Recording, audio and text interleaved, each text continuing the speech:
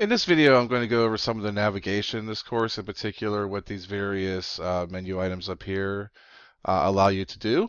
Of course, the course home is what you're seeing here. This is the course home page. If you just hit course home, it's just going to take you right back here again. So if you're on any other page in this course, it's just going to take you back to this beginning page again. Um, as showed before, you do have your content browser listed down here, but if you want a bigger view of it, if you click on content, it'll take you here. Now, it's usually going to leave you off at the last one that you started with. So I had shown some of the start here information, so that's why it's starting, at that particular one, which is not a bad one to start. If it's your first time in, it might be starting you at the table of contents, and this is the list of the various weeks. You may not see all of them listed at once because at times I might be releasing them a little bit at a time to make sure that you're where I'm allowing you to maybe work a little bit ahead if you choose to do so, but not so far ahead that you're going through it too quickly. And some of the assignments do require you to interact with your classmates, and you can't do that if you're working that far ahead. So you won't be able to finish any of those assignments anyway. So this is your list of your various coursework, and you go into it and see the apply the discover, practice, apply, and other assignments you'll see in there. And that's under content. Assessments, you have several assessments that are here. Now, each one of these are accessible through the various weeks information. That's probably the best way to look at it, but if you know you want to go to a particular Dropbox item, you can click here. Here's a list of the Dropbox items that, are usually they're projects. So if you want to have your list of projects and go to a particular one, you can certainly go through that way. If you go under grades, it basically pulls up your grade book, so right now there's nothing in here.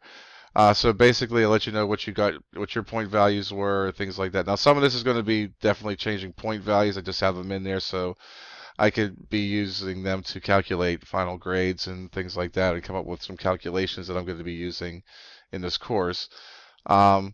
Quizzes. Now these quizzes, I'm just using them as practice quizzes. The actual quizzes that you'll be taking will be in my math lab, and those are the ones that will be graded. These are practice quizzes that you're suggested to do before you take those quizzes.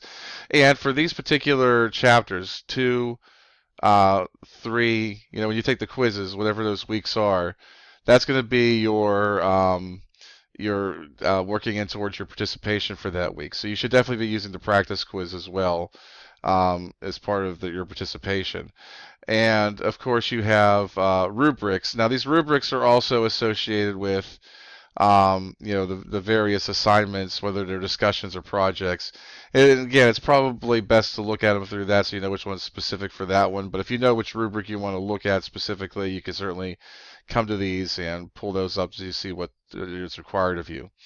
Discussions is pretty self-explanatory. It'll take you to the discussions that we have in there. Again, these are listed somewhat in the order in which you're assigned. However, you may want to, just, access the discussions through the week's material. If you know you want to go through and see a particular discussion thread, then obviously this would be a way to go to get there faster. And some class resources. The first class resource that's listed here is your calendar. Again, it's kind of a let you see like what's coming up, what's due. It's though it's what's on the first page is also very sufficient. But in case you want to see it in a different layout, you have more freedom to show what this looks like. If I go under class progress, well, the current setup I have it under is one this won't work for me. But if you click on this, you just see something along the lines of this. And this is for a course that I was allowed to look at as a sample. As I said, it's either going to show my instructor view where you see like the teachers and everyone in the course. It's different for me as an instructor. But as a student, you'd see something along the lines of this where you have your grades mapped out for you and what your averages are and things of that nature. So you might know what area you might need to improve upon if you're maybe not getting the grade that you desire. And of course, the last couple of things on here, you have D2L tutorials, which will take you to a YouTube page that has a number of videos that show you how to work through this learning management system environment. help you navigate further things, see if there's any additional information that's in there that you might need. And the last thing that's there is going to SmartThink Tutoring. It's a link that will take you to tutoring information. This will show you. This will let you get into tutoring resources that are available to you over the computer. Um, depending on where you are, if you're a student at CCA, there's tutoring options available to you either at drop-in centers or using the help over at the evening help. For those of you who are through Harrisburg Community College specifically, there's tutoring centers at each of the campuses. This is just another option for that. And of course, one other piece of navigation, which I showed briefly in the introductory video, but you have your MyLab mastery link over here. To click over here, this is where you could click to get signed up for your courses, to get signed up in MyMathLab. Once you're signed up to go into it. Now you're seeing my instructor tools as well. You should probably be only seeing the student links in yours, but here's where you can access your assignments directly. Get some help and support about how to use it, things of that nature. So your view will look a little bit different, but that's what you'll click on to access those pieces of information.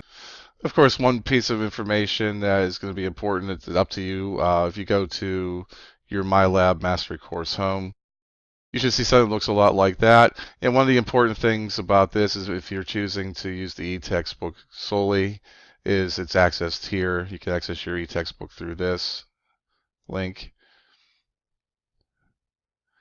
Sometimes you have to make sure that your browser is letting Flash apps go through, and that'll let you go through this textbook as well. So that's another piece of information that you might want to make use of, especially if some of you are choosing to just use the e-textbook. It's accessed through MyMathLab. So, and that is the end of what I have to go through this navigation. If you have any further questions, please make sure to contact me. Until next time, have a good day.